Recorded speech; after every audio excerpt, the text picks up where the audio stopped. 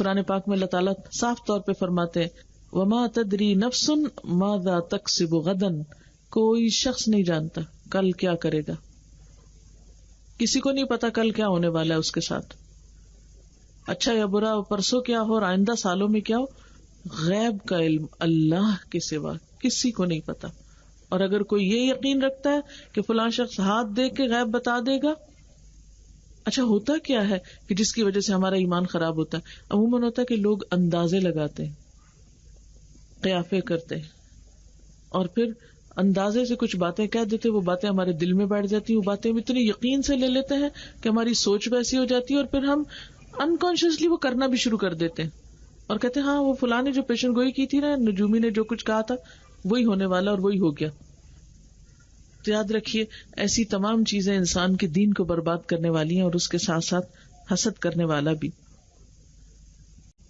پھر اسی طرح حسد اور بغض اور عناد کا نقصان کیا ہوتا ہے کہ ایسے شخص کی بخشش نہیں ہوتی، اس کے اعمال قبول نہیں ہوتے. آپ صلی اللہ علیہ وسلم نے فرمایا ہر سوموار اور جمعرات کو انسانوں کے اعمال اللہ کے سامنے پیش کیے جاتے ہیں. اللہ تعالیٰ اس دن میں سوائے مشرکین کے ہر ایک کی مغفرت فرما دیتا ہے، لیکن جن دو آدمیوں کے درمیان کینہ کپٹ ہوتا ہے ان کی مغفرت نہیں فرماتا. فرشتوں کو حکم دیتا ہے کہ ان دونوں کو ابھی مغفرت سے چھوڑے رکھو یہاں تک کہ دونوں میل ملاپ کر لیں. اور حسد کی وجہ سے آپ نے دیکھا ہوگا کہ بعض اوقات قطع رحمی ہو جاتی ہے.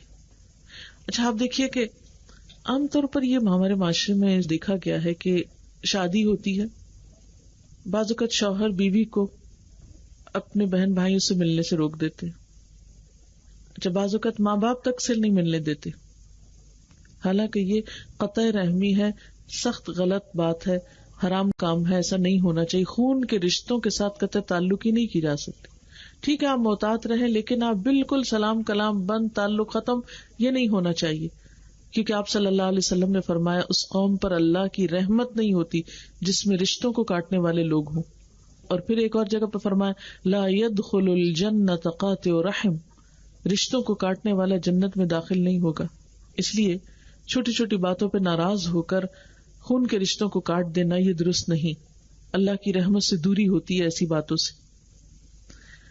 اچھا اب آپ دیکھیے کہ کیا وجہ ہوتی، کبھی اگر ہم غور کریں کہ ایسا ہوتا کیوں ہے کہ شوہر بیوی کو، یا بعض اوقات بیویاں بھی شوہر کو کاٹ لیتی ہیں اس کے ماں باپ سے، ملنے نہیں دیتی، سال ہر سال تک ماؤں کو نہیں ملنے دیتی.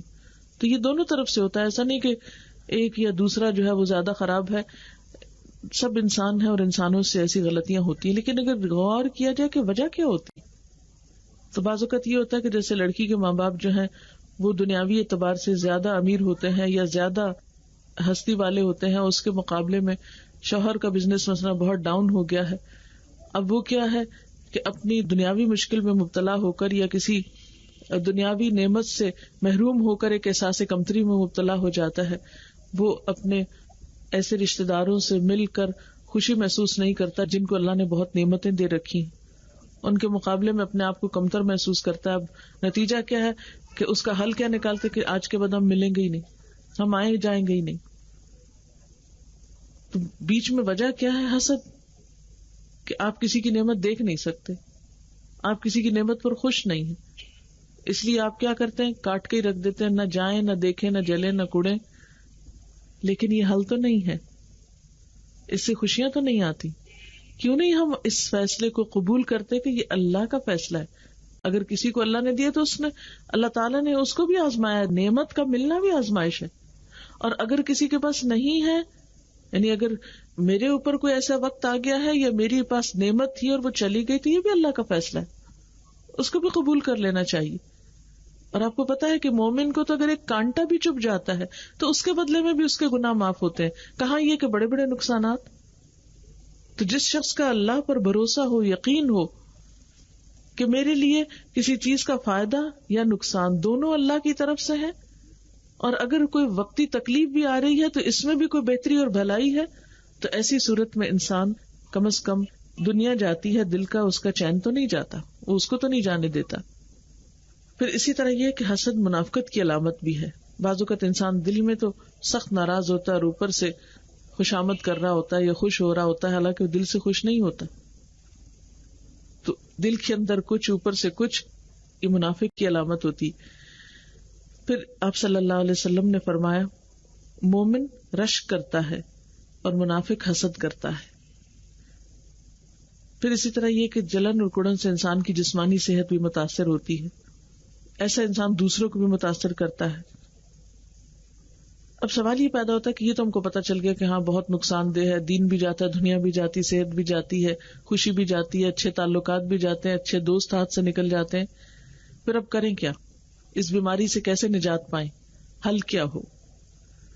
آپ صلی اللہ علیہ وسلم نے اس سلسلے میں فرمایا لوگ اس وقت تک بھلائی پر رہیں گے جب تک ایک دوسرے سے حسد نہ کریں گے. ایک اور موقع پہ فرمایا ایاکم والظن، بدگمانی سے بچو، فإن الظن اکذب الحدیث، بدگمانی سب سے جھوٹی بات ہے. ولا تحسسوا ولا تجسسوا، نہ دوسروں کی ٹو لگاؤ، نہ تجسس کرو. ولا تنافسوا ولا تحاسدوا، ایک دوسرے سے مقابلہ بازی نہ کرو اور ایک دوسرے سے حسد نہ کرو. ولا تباغضوا، ایک دوسرے سے بغض نہ رکھو. ولا تدابروا، ایک دوسرے سے پیٹ نہ پھیرو. وکونوا عباد اللہ اخوانا، اور اللہ کے بندو بھائی بھائی بن جاؤ. تو اس لیے آپ صلی اللہ علیہ وسلم نے خاص طور پر جب اس سے منع کیا تو اس سے نکلنا تو ہوگا. اس کے لیے کیا ہے؟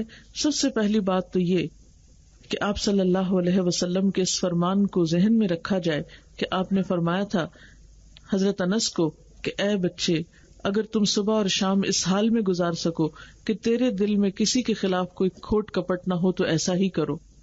اس کے لیے سب سے پہلی چیز یہ کہ انسان اللہ تعالیٰ سے دعا کرے کہ یا اللہ تو میرے دل کو چین دے، قرار دے، مجھے اپنے فیصلوں پر راضی ہونے کی توفیق دے اور تو میری مدد فرما. اس لیے کہ دل کی کیفیات ایسی ہوتی ہیں کہ جس میں انسان بعض اوقات بے بس ہو جاتا ہے. اگر ظاہری کوئی تکلیف ہے نا، مثلاً کہیں ہاتھ پہ چوٹ لگی، خدا نخواستہ کوئی فریکچر ہو گئے، پٹی باندھ دیں گے، اوپر سے علاج کریں گے، دوا لگائیں گے، مساج کریں گے، مختلف تھراپیز کے ساتھ آپ کو ٹریٹ کر دیں گے. لیکن جو اندر چوٹ لگی ہوئی ہے، اندر زخم ہوا ہے، اندر جو بلیڈ ہو رہا ہے، اس کو باہر سے تو کوئی پٹی نہیں کر سکتا. اس کے لیے آپ کو خود ہمت کرنی پڑے گی اور سب سے پہلا قدم جب اٹھائیں تو اللہ سے مدد مانگے. واستعینوا بالصبر والصلاۃ. اب آپ دیکھیں کہ جب کوئی بھی خراب چیز ہماری زندگی میں آتی ہے تو ہم کیا کرتے ہیں؟ دعا کرتے ہیں نا، اور پھر دعا کے ساتھ کوشش کرتے ہیں. مثلاً فزیکلی بھی آپ دیکھیں، کچھ لوگ جیسے چھپکلی سے ڈرتے ہیں. اگر کمرے میں چھپکلی آ جائے تو کیا کرتے ہیں؟ اچھا آ ہی رہے، میں تو سو رہی ہوں. نہیں، اس کو نکال کے سوئیں گے، اس کے ساتھ نہیں سوئیں گے کمرے میں. نہیں کیا پتا میں سو رہی ہوں اور مجھے آ کے کاٹ جائے. تو حسد تو اس سے بھی زیادہ برباد کرنے والی چیز ہے. ایسا نہ ہو کہ وہ ساتھ ہی ہو اور آپ سوئے رہیں اور وہ نقصان پہنچا دے. اس کو نکالنے کی کوشش کرنی چاہیے. اب کوشش میں کیا ہے کہ انسان اپنی سوچ کو بدلے. سوچ کو بدلنے کے لیے کیا ہے کہ انسان اپنے دل میں اچھے خیالات لائے.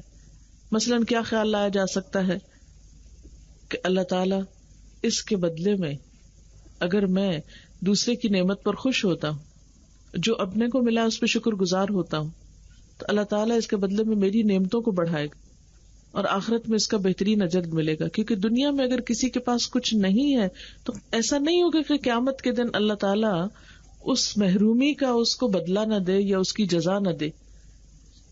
جیسے پہلے میں نے عرض کیا کہ اگر کانٹا تک بھی چپ جاتا ہے تو اس کی بھی جزا ملے گی، اس کے بدلے میں بھی گناہ معاف ہوتا ہے، اس کے بدلے میں بھی درجہ بڑھتا ہے.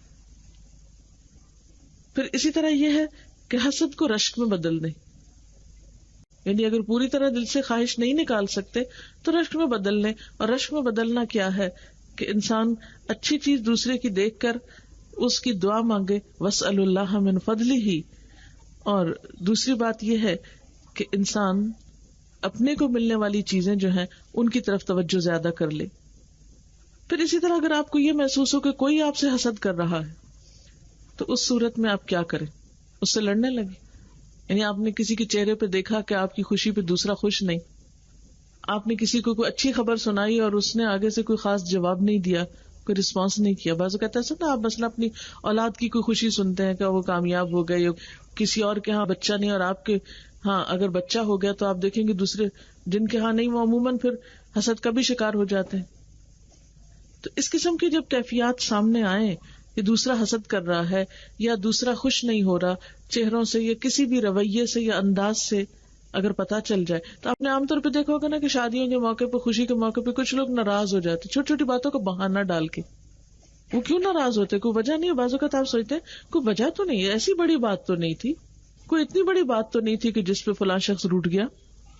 وہ اصل بات یہ نہیں کہ کوئی بات ہوتی ہے، بات نہیں ہوتی. وہ دوسرا شخص مجبور ہوتا ہے، وہ اپنے حسد کی وجہ سے آپ کی خوشی میں شریک نہیں ہو پاتا، اس کی مجبوری ہے. اب بہانہ بنا کے اس نے واپس آپ ہی پہ الزام ڈال دیا کہ آپ ہی سبب ہے. تو ایسی صورت میں جب آپ دیکھیں کہ کوئی حسد کر رہا ہے تو اس کا علاج بھی یہ ہے کہ آپ حسد سے بچنے کے لیے اللہ تعالیٰ نے جو آپ کو سکھایا قرآن پاک میں اس کو اپنے لیے پڑھ لیں. اب دیکھیں کہ ایک سورت ہے قل اعوذ برب الفلق من شر ما خلق ومن شر غاسق اذا وقب ومن شر النفاثات فی العقد ومن شر حاسد اذا حسد. معوذتین کا پڑھنا حاسد کے شر سے انسان کو محفوظ رکھتا ہے، کیونکہ حاسد جب آپ کی نعمت پہ حسد کر رہا ہے تو وہ نقصان بھی پہنچانے کے لیے کوشش کرے گا. اور وہ نقصان کئی قسم کا ہو سکتا ہے نا، خواہ آپ کی عزت کو نقصان دے یا آپ کے مال کو نقصان دے یا آپ کی جان کو نقصان دے، یعنی کوئی نہ کوئی طریقہ وہ اختیار کر سکتا ہے. اب ایسے میں انسان پریشان نہ رہے. مثلا آپ نے دیکھا ہوگا کہ جو صاحب مال ہوتے ہیں ان کو اپنی جان کا خطرہ پڑا رہتا ہے. اسی طرح اور باقی چیزوں میں نعمتوں کا ملنا انسان کو فکر ہوتا ہے کہ دوسرا مجھے اس طرح اور اس طرح اور اس طرح نقصان نہ دے. تو ایسی صورت میں انسان کیا کرے؟ اللہ کی پناہ لے اور ان صورتوں کو صبح شام 3 دفعہ پڑھے، کیونکہ حدیث پاک میں اسی طرح ہمیں بتایا گیا. اسی طرح صبح شام کی دعائیں جس میں بسم اللہ الذی لا یضر مع اسمہ شیء فی الارض ولا فی السماء وهو السمیع العلیم 3 دفعہ یہ پڑھنی چاہیے. اچھا، بعض لوگ جو ہے وہ لمبے لمبے وظیفے کرنے لگتے ہیں اور بہت سی ایسی مشکلات کا شکار ہو جاتے ہیں. تو اس میں ہمیں دیکھنا چاہیے کہ اللہ کے رسول صلی اللہ علیہ وسلم نے ہمیں کیا سکھایا، قرآن نے ہمیں کیا سکھایا، کیونکہ اللہ تعالیٰ سے بڑھ کر تو ہمارا کوئی خیر خواہ نہیں ہو سکتا. تو قرآن پاک میں یہی صورت ملتی ہے جس کو ہمیں پڑھنا چاہیے. آپ صلی اللہ علیہ وسلم نے بھی ہمیں دعائیں سکھائی ہیں. وہ دعائیں جو ہیں حفاظت کی دعاؤں کے نام سے موجود بھی ہیں، ان کو آپ پڑھ سکتے ہیں صبح میں شام میں. پھر اسی طرح یہ ہے کہ بعض اوقات حسد کی وجہ سے نظر بھی لگ جاتی اور انسان ایسی بیماریوں کا شکار ہو جاتا ہے کہ جس کا کوئی وجہ نہیں سمجھ میں آتی. آپ نے دیکھا ہوگا نا بعض اوقات سارے ٹیسٹ کلیئر ہے، کچھ بھی نہیں ہے، تو بس ڈاکٹر عام طور پہ کہتے ہیں بی سوچا نہ کرو، تم سوچتی بہت، یا اس طرح کی کوئی چیز کہہ دیں گے، لیکن وہ کوئی حل تو نہیں ہوتا. ظاہر ہے کہ سوچ تو انسان اپنے اندر سے نکال نہیں سکتا، سوچ تو سوچ ہوتی. تو اس کی وجہ کیا ہوتی؟ تو ہمارے دین میں نظر لگنے کا بھی کانسیپٹ موجود ہے، اور جیسے آپ صلی اللہ علیہ وسلم نے فرمایا کہ نظر برحق ہے، یعنی نظر لگتی ہے. اور عموماً حاسد کی نظر لگ جاتی کہ جس کو خوشی نہیں، وہ جل رہا ہے، کڑ رہا ہے، وہ ایسی بری نظر سے دیکھ رہا ہے آپ کو کہ اس کی جو نیگیٹو ریز ہیں وہ آپ کو جا کے ہلاک کر رہی ہیں اندر. اب تو آپ دیکھیں کہ اس جدید دور میں گردے کی پتھری توڑ دی جاتی ہے ریز کے ساتھ. اگر ریز کے ذریعے، صرف لہروں کے ذریعے، شعاعوں کے ذریعے پتھر جسم کے اندر جا کے ٹوٹ رہا ہے، یا ایکس ریز کے ذریعے آپ کے ہڈیاں اندر سے پوری نظر آ رہی ہیں، اندر جھانکا جا رہا ہے آپ کے، مشینوں سے یا اور چیزوں سے اگر ریز نکل کے انسان کو اتنا اندر جا کے پینیٹریٹ کرتی ہیں، سب کچھ اندر کا جا کے کھول دیتی ہیں، تو انسان کی نگاہ سے جو ریز اٹھتی ہیں وہ ہر چیز کی ریز سے زیادہ طاقتور ہوتی ہیں، کیونکہ یہ جیتی جاگتی چیز ہے نا. مطلب پتھر یا مشینیں یا اور اس طرح کی چیزیں جن سے ریز نکالی جاتی ہیں وہ تو بے جان چیزیں ہیں، اور ان کے اندر اللہ نے اگر یہ چیز رکھی ہے تو خود انسان کے اندر کیا ہوگا. علامہ اقبال نے بھی کہا تھا نا، نگاہ مرد مومن سے بدل جاتی ہیں تقدیریں. تو نگاہ جو ہے اس کا انسانی زندگی میں بہت اثر ہے. مثلا آپ دیکھیں کہ کسی کے کان سے آپ نہیں متاثر ہو سکتے، یا کسی کے ناک سے آپ کو کوئی نقصان نہیں پہنچے گا. ایک زبان اور ایک نگاہ یہ دوسروں کو چیر پھاڑ کر دینے والی.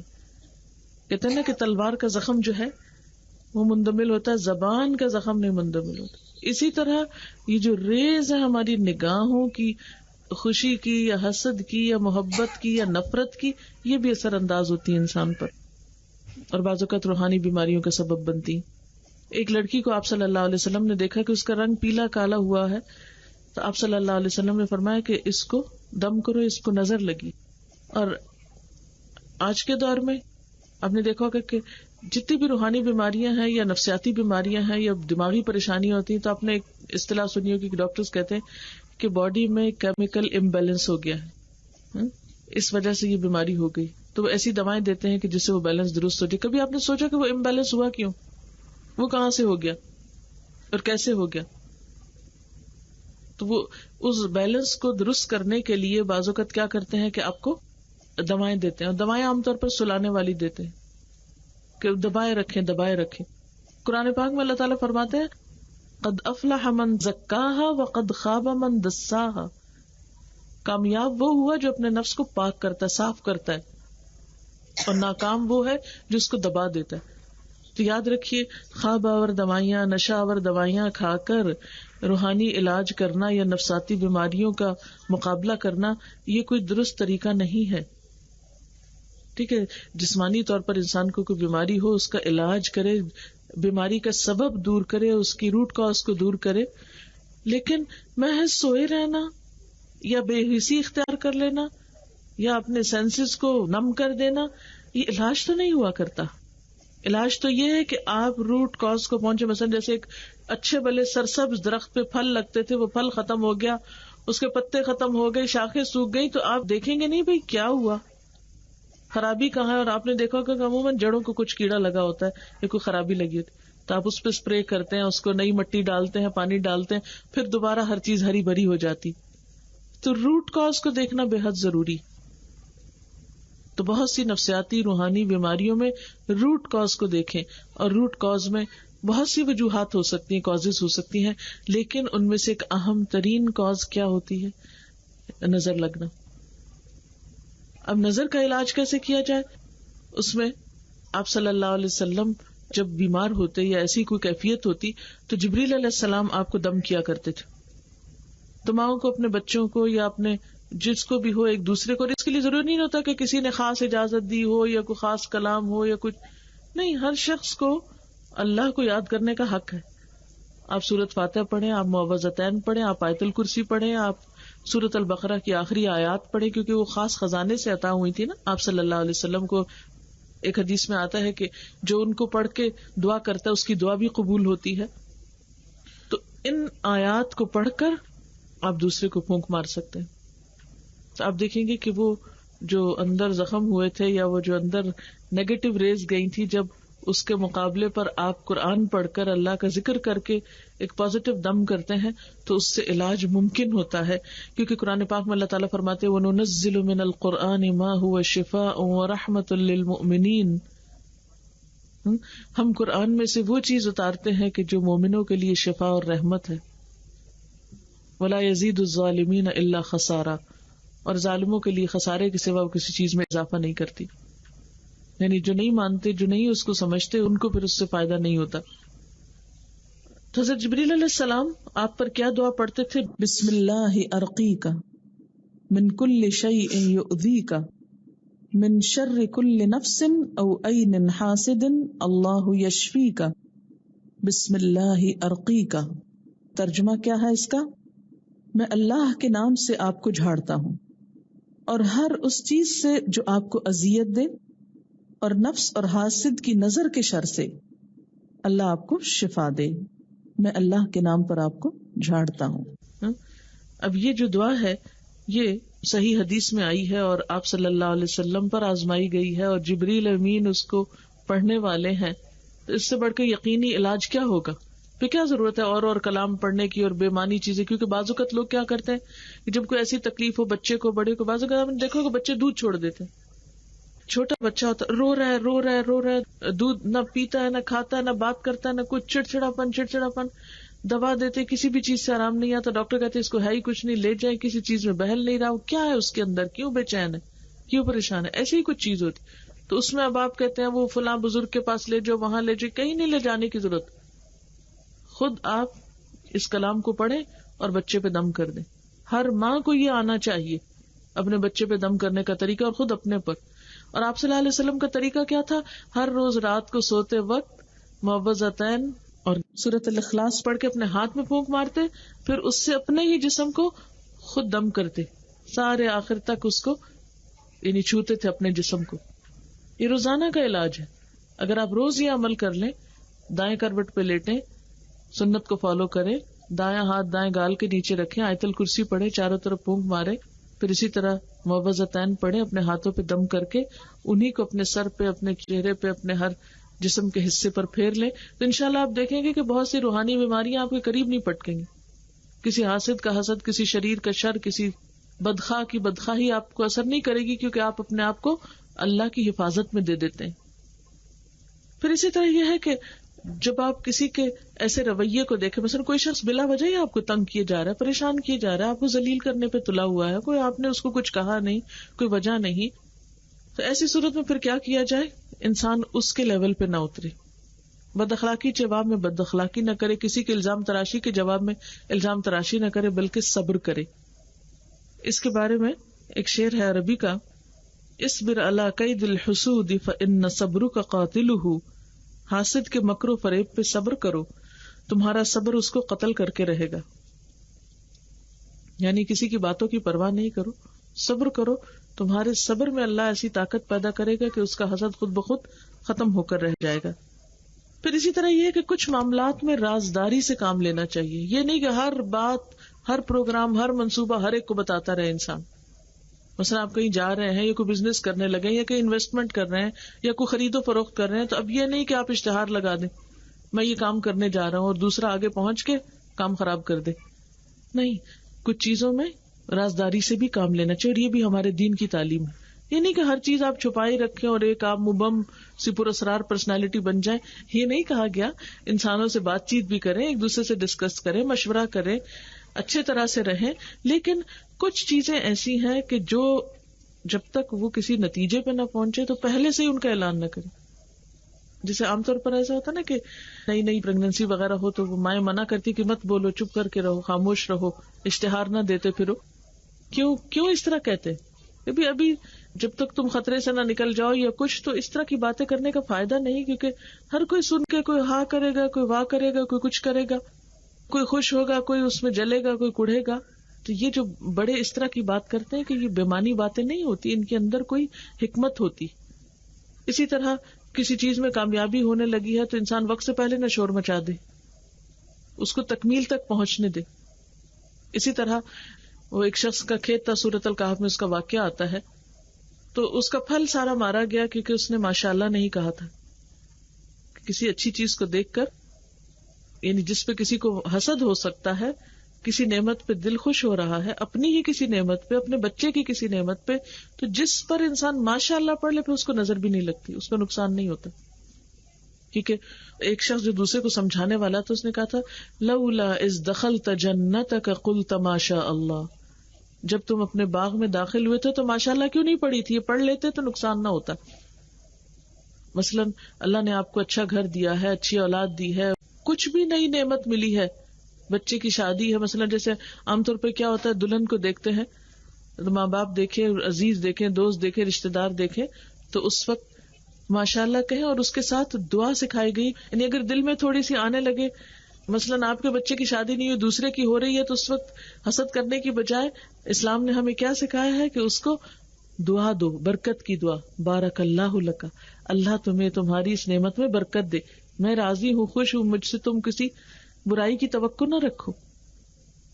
یعنی کسی کی خوشی کو دیکھ کر دوسرے مسلمان کو کیا تعلیم دی گئی کہ وہ اس کے لیے دعا کرے کہ اللہ تمہیں نصیب کرے. یہ ہمارے ہاں مبارک کا تصور کیوں ہے؟ کسی کا بچہ پیدا کرتے چلو مبارک دیتے ہیں. یہ اصل میں حسد کی نفی ہے کہ ہم اس کی خوشی میں شریک ہونے جا رہے ہیں، اس کو دعا دے رہے ہیں کہ تم خوب پھلو پھولو.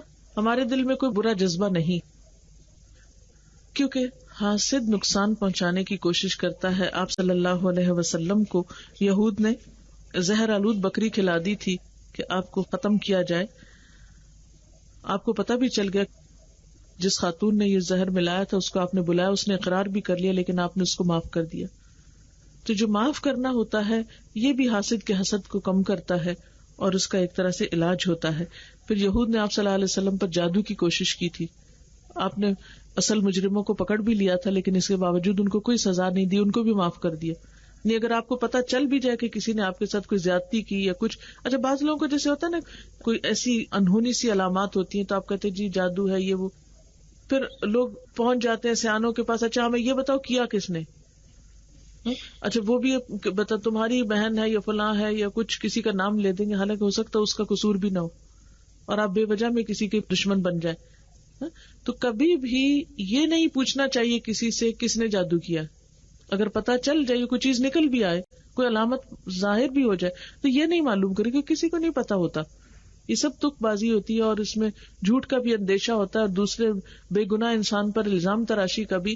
تو ایک نقصان ہوا, دوسرا ایمان کا بھی نقصان ہوا, اور پھر غیب کی خبریں کسی سے معلوم کرنا انسان کی ساری نیکیوں کو برباد کر کے رکھ دیتا ہے. ایسا ہے کہ انسان کے اندر جب منفی خیالات پیدا ہوتے ہیں نا تو اس کا علاج اس وقت ہوتا ہے جب اس کی جگہ کوئی مثبت خیالات اپنے اندر پیدا کرے, اپنی سوچ کو بدلے. کیونکہ ساری بات تو سوچ کی ہے نا, جدھر آپ کا دھیان لگ گیا آپ ویسے ہی سوچنے لگ جائیں گے. جب آپ ہر وقت اس طرح کی باتیں دیکھتے ہیں, مقابلے کی کیفیات دیکھتے ہیں, تو آپ کے اندر منفی جذبات پیدا ہوتے ہیں جو آپ کو پریشان کرتے ہیں. تو اچھی سوچ کو پیدا کرنے کے لیے اچھی بکس پڑھنی چاہیے. اچھی کتاب جو ہے وہ انسان کو اچھا انسان بناتی, اور دوستوں میں بہترین دوست اچھی کتاب ہے. اسی طرح آج کے دور میں جو انسان نے ترقی کی, کتابوں کے علاوہ کیسٹس, ویڈیو کیسٹس اور اسی طرح کی بہت سی چیزیں عام ہو گئی. مثلاً کبھی تو آپ پڑھتے ہیں لیکن بعض اوقات آپ کو پڑھنے کا موقع نہیں ملتا. آپ گاڑی میں جا رہے ہوتے ہیں, لمبی لمبی ڈرائیونگ کرتے ہیں, بور ہوتے ہیں, ہر اشارے پہ ہارن کر رہے ہیں, ایک دوسرے سے آگے نکل کے ایکسیڈنٹ کرنے کے خطرے میں مبتلا ہوتے ہیں. تو ایسی صورت میں کیا ہے کہ آپ اپنے سفر کو بھی دلچسپ بنائیں, اپنی گاڑی میں کوئی ایسے کیسٹ لگائیں, قرآن کی تلاوت کے لگائیں, اچھے لیکچرز کے لگائیں. تو آپ دیکھیں گے کہ آپ غیر محسوس طریقے سے روز اچھی باتیں سیکھتے سیکھتے سیکھتے انکانشیسلی آپ کے اندر ایک ایسا چینج آ جائے گا کہ جس کے لیے آپ کو کوئی بہت بڑی ایفرٹ بھی نہیں کرنی پڑے گی. کیونکہ اچھا انسان بننے کے لیے اچھی کمپنی ضروری ہوتی ہے, اچھی سوچ ضروری ہوتی, اور اس کے لیے اچھی کتاب ضروری ہوتی ہے, اچھی محفلوں کو اٹینڈ کرنا ضروری ہوتا ہے, اور اگر اس کا موقع نہ ہو تو اچھی چیزوں کو حصول کی کوشش کرنی چاہیے. پھر اسی طرح یہ ہے کہ انسان اس اجر کو ذہن میں رکھے اور یاد رکھے کہ جو حسد نہ کرنے والے کے لیے اللہ نے رکھا ہے. اس کے لیے میں ایک حدیث آپ کو پڑھ کے سناؤں گی. حضرت انس بن مالک فرماتے ہیں کہ ہم آپ صلی اللہ علیہ وسلم کے پاس بیٹھے تھے. آپ نے فرمایا ابھی ایک جنتی آدمی تمہارے سامنے آنے والا ہے. تھوڑی دیر بعد ایک انصاری صاحب سعد بن مالک تشریف لائے, جن کے داڑھی سے وضو کا پانی ٹپک رہا تھا. بائیں ہاتھ میں دونوں جوتیاں لیے ہوئے تھے, انہیں وضو کر کے آ رہے تھے نماز کے لیے جیسے آتے ہیں. دوسرے دن آپ نے پھر یہی فرمایا کہ ابھی ایک جنتی آدمی آنے والا ہے. دیکھا تو وہی آئے. تیسرے دن پھر آپ نے یہی فرمایا ابھی تمہارے پاس ایک جنتی شخص آنے والا ہے. تو پھر وہی تشریف لائے. تو صحابہ کرام کو بہت تجسس ہوا کہ ایک ہی شخص کے لیے 3 دن گواہی دی آپ نے کہ جنتی ہے. اس میں آخر کیا چیز ہے, کون سی نیکی ہے جس نے اس کو جنت والا بنا دیا؟ تو اس پر حضرت عبداللہ بن عمر جو تھے وہ تو ان کے پیچھے ہو لیے, بہانہ کر کے ان کے گھر چلے گئے کہ میں دیکھوں تو صحیح یہ کون سی عبادت کرتے ہیں جس کی وجہ سے ان کو جنت ملنے والی. انہوں نے دیکھا کہ وہ معمول کی نماز پڑھتے ہیں, معمول ایک نارمل انسان ہے, کوئی بہت ایکسٹرا ہر چیز نہیں کہ ساری رات جاگتے ہوں یا روز ہی روزہ رکھتے ہوں یا کچھ. 3 دن جب جائزہ لے لیا تو ان سے پوچھا کہ بھئی آخر کیا چیز ہے آپ کے اندر کہ آپ کے بارے میں آپ صلی اللہ علیہ وسلم نے 3 دن جنت کی بشارت دی ہے, اور آپ کو میں دیکھتا ہوں کہ آپ ہماری طرح ظاہری زندگی بسر کرتے ہیں, کوئی ایسی غیر معمولی چیز تو نہیں ہے آپ میں. تو انہوں نے کہا کہ میرے عمل تو یہی ہیں جن کو آپ نے دیکھا, لیکن اس کے ساتھ 2 باتیں اور ہیں. ایک یہ کہ میں کسی مسلمان سے کینہ نہیں رکھتا, کسی کے لیے دل نہیں میلا رکھتا, اور نہ کسی کی بھلائی پر جو اللہ نے اسے دی ہے حسد کرتا ہوں, نہ کسی سے حسد کرتا ہوں, نہ کسی سے نفرت ہے نہ کسی سے حسد ہے, سب کے لیے اچھا ہی سوچتا ہوں. تو عبداللہ بن عمر جو ان کا حال معلوم کرنے کو آئے تھے وہ کہنے لگے اسی چیز نے آپ کو اس درجے پہ پہنچایا ہے. تو اگر انسان جنت میں جانے والے اعمال کو سامنے رکھے کہ یہ چیز اگر میں اپنے دل سے نکال دوں گا, ویسے کسی کی بھی نعمت پہ اگر تھوڑی سی بھی فیلنگ آنے لگے فوراً چھٹک دے, اللہ اس کو مبارک کرے. ہم اپنے لیے کچھ اور کرتے ہیں اور اس کے پیچھے نہ پڑ جائے اور غلط باتیں زبان سے نہ نکالے. برے جذبات اس کے لیے اظہار نہ کرے، الزام تراشی نہ کرے، اور یہ سوچے کہ مجھے تو دوسرے کی نہیں اپنی فکر ہونی چاہیے. اگر میرا دل صاف ہے تو میرے لیے اب بھی خوشی کی بات ہے، دنیا بھی جنت ہے. جس شخص کے دل پہ کوئی بوجھ نہیں، کوئی حسد نہیں، کوئی کسی سے نفرت نہیں، وہ کتنا پرسکون دل ہے. اور اسی طرح آخرت میں بھی جنت کی بشارت ہے ایسے شخص کے لیے. تو اور کیا چاہیے. آپ صلی اللہ علیہ وسلم سے یہ پوچھا گیا کہ اے اللہ کے رسول صلی اللہ علیہ وسلم، سب سے بہتر کون شخص ہے؟ آپ نے فرمایا ہر مخموم القلب اور سچی زبان والا. لوگوں نے کہا سچی زبان والے کو تو ہم جانتے ہیں، مگر یہ مخموم القلب کیا ہے؟ آپ نے فرمایا پرہیزگار، صاف ستھرا، جس میں نہ گناہ ہو، نہ ظلم، نہ کینہ ہو، نہ حسد. یعنی جس کے دل میں کوئی کینہ حسد نہیں. اور کامیابی بھی ایسے ہی لوگوں کے لیے ہے کہ جن کے اندر یہ صفت ہو. آپ نے فرمایا وہ شخص کامیابی یا فلاح کو پہنچ گیا جس نے اپنے دل کو ایمان کے لیے خالص کر لیا، اپنے دل کو صاف کر لیا، اور اس کی زبان سچی ہے، نفس کو مطمئن بنا لیا، اور اپنی طبیعت کو حسن اخلاق کے سانچے میں ڈھال لیا. لیکن ہم عام طور پر اپنی شخصیت کو صرف ظاہری زیور کپڑے سے سجاتے ہیں، اخلاق کی فکر نہیں کرتے، اپنی گفتگو کو نہیں درست کرتے، اپنے دل کو جو کہ کسی کو نظر نہیں آتا اس کو درست نہیں کرتے. اصل میں مشکل یہ ہے نا کہ جو چیزیں ہماری نظر آتی ہیں ان کو تو ہم بنانے سنوارنے کی کوشش کرتے ہیں، جو اندر سے دل کسی کو نظر نہیں آتا اس کی ہم پرواہ بھی نہیں کرتے. روایات میں آتا ہے کہ حضرت موسیٰ علیہ السلام نے ایک شخص کو عرش الہی کے سائے میں دیکھا تو ان کے مرتبے کو دیکھ کر ان میں رشک پیدا ہوا. کہا کہ مجھے بھی یہ مرتبہ ملتا تو اچھا تھا. انہوں نے اللہ تعالیٰ سے اس کا نام پوچھا تو اللہ تعالیٰ نے فرمایا اس کے نام سے کیا غرض، اس کے کام بتائے دیتا ہوں جن کی وجہ سے وہ عرش کے سائے تلے ہے. یہ شخص 3 کام کیا کرتا تھا.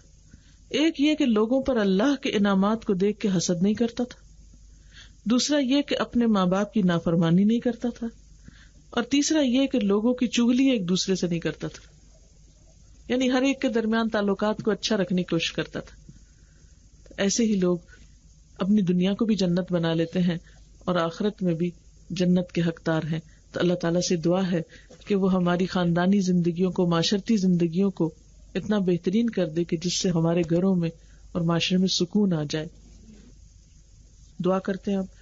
سبحان اللہ والحمد للہ ولا الہ الا اللہ واللہ اکبر ولا حول ولا قوة الا باللہ العلی العظیم. اللہم صل علی محمد وعلی آل محمد کما صلیت علی ابراہیم وعلی آل ابراہیم انک حمید مجید. اللہم بارک علی محمد وعلی آل محمد کما بارکت علی ابراہیم وعلی آل ابراہیم انک حمید مجید. ربنا آتنا فی الدنیا حسنة وفی الآخرة حسنة وقنا عذاب النار. ربنا لا تزغ قلوبنا بعد إذ هديتنا وهب لنا من لدنك رحمة إنك أنت الوهاب. ربنا هب لنا من أزواجنا وذرياتنا قرة أعين واجعلنا للمتقين إماما. یا حی یا قیوم برحمتک نستغیث لا الہ الا انت سبحانک انی کنت من الظالمین. لا الہ الا انت سبحانک انی کنت من الظالمین. لا الہ الا اللہ وحدہ لا شریک لہ لہ الملک ولہ الحمد وہو علی کل شیء قدیر. اللہم صل وسلم علی نبینا محمد. اللہم صل وسلم علی نبینا محمد. اللہم صل وسلم علی نبینا محمد. یا اللہ پاک جو کچھ ہم نے پڑھا سنا ہے اپنی رحمت سے قبول فرما. یا اللہ اگر کوئی بات زبان سے ایسی نکل گئی ہو جو آپ کو پسند نہ آئی ہو تو ہم سب کو اس سے دور کر دے. جو باتیں آپ کی مرضی کے مطابق ہوئی ہوں اللہ ہمیں اس پر عمل کی توفیق عطا فرما. یا اللہ ہمارے دلوں سے حسد کو دور کر دے، ہمارے دلوں میں ایمان پیدا کر دے، اپنی محبت پیدا کر دے، اپنے حبیب محمد صلی اللہ علیہ وسلم کی محبت پیدا کر دے، اپنی کتاب کی سچی محبت دے دے. یا اللہ مسلمانوں کے درمیان باہم اتفاق اور محبت پیدا کر دے، ہمارے خاندانوں میں محبت پیدا کر دے، ہمارے رشتہ داروں میں باہم محبت پیدا کر دے، ان کو ایک دوسرے سے جوڑ دے. یا رب العالمین تو ہماری اولادوں کو ہماری آنکھوں کی ٹھنڈک بنا. یا اللہ ہمیں اپنے والدین کے لیے صدقہ جاریہ بنا. یا اللہ تو ہماری ازدواجی زندگیوں کو خوشگوار بنا. یا اللہ جو لوگ مالی مشکلات اور پریشانیوں میں مبتلا ہیں ان کی پریشانی دور فرما. یا رب العالمین جو بیمار ہیں انہیں صحت کاملہ عطا فرما. یا اللہ جو مائیں اپنے بچوں کے رشتوں کے لیے پریشان ہیں ان کی پریشانی دور فرما. یا اللہ جن بچوں کی شادی ہے ان کو بہترین خوبصورت مستقبل عطا فرما. ان کے درمیان باہم بہترین محبت، اتفاق اور سلوک پیدا فرمانا. انہیں ایک دوسرے کی قدردانی عطا فرمانا. یا اللہ انہیں دنیا اور آخرت کی خوشیاں عطا فرمانا. یا اللہ ان سب پر اپنی رحمت نازل فرما. یا اللہ ہم سب کے دکھوں، تکلیفوں، بے چینیوں اور پریشانیوں کو دور کر دے. ہمیں اپنی رحمتوں سے ڈھانپ لے. ہمارے ملک کی حفاظت فرما، امت مسلمہ کی حفاظت فرما. یا رب العالمین اس وقت امت مسلمہ پہ بہت سخت وقت ہے. یا اللہ تو ہمیں ہوش کرنے کی توفیق عطا فرما، اپنے فرض ادا کرنے کی توفیق عطا فرما. یا اللہ ہم اس حال میں دنیا سے رخصت ہوں کہ تو ہم سے راضی ہو. اللہ اپنی نعمتوں پہ شکر ادا کرنے کی توفیق عطا فرما. رب اوزعنی ان اشکر نعمتک التی انعمت علی وعلی والدی وان اعمل صالحا ترضاہ وادخلنی برحمتک فی عبادک الصالحین. اللہ اپنی رحمت سے نیک بندوں میں شامل کر لے. یا اللہ تو ہماری آخرت کو بہترین بنانا. یا اللہ ہمارے حساب کو آسان کر دینا. ہمیں جنت الفردوس میں داخل فرمانا. بے حساب بخش دینا. پل صراط پہ گزرنا آسان فرما دینا. یا اللہ جتنے بھی بہنیں آئی ہیں یہاں پر ان سب کا آنا، ان کا بیٹھنا، سننا قبول فرما. ربنا تقبل منا انک انت السمیع العلیم وتب علینا انک انت التواب الرحیم. وصلی اللہ تعالی علی خیر خلقہ محمد وعلی آلہ واصحابہ واہل بیتہ اجمعین برحمتک یا ارحم الراحمین. الہی آمین. سبحانک اللہم وبحمدک نشہد ان لا الہ الا انت نستغفرک ونتوب الیک. السلام علیکم ورحمۃ اللہ وبرکاتہ. اعوذ باللہ من الشیطان الرجیم. بسم اللہ الرحمن